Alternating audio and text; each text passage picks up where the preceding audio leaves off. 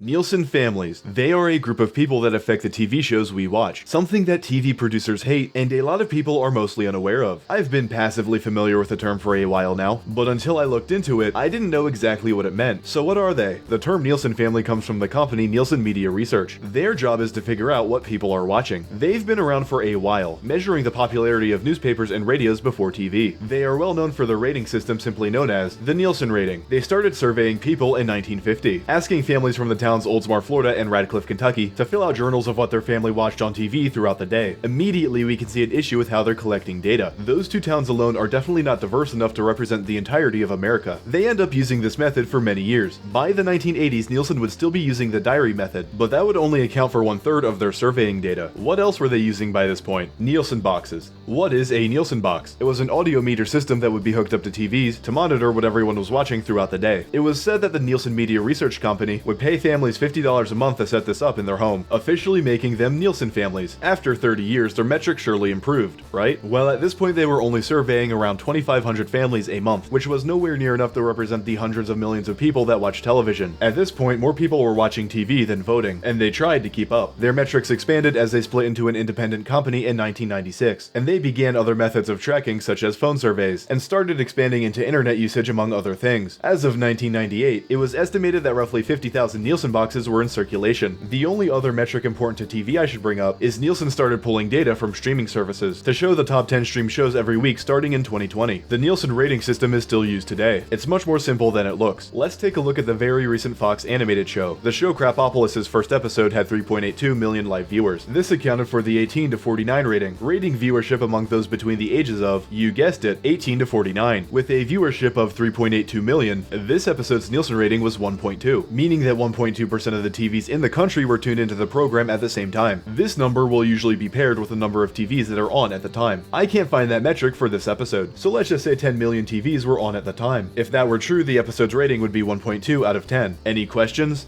Yes, one of the numbers in this rating is a percentage, and the other isn't.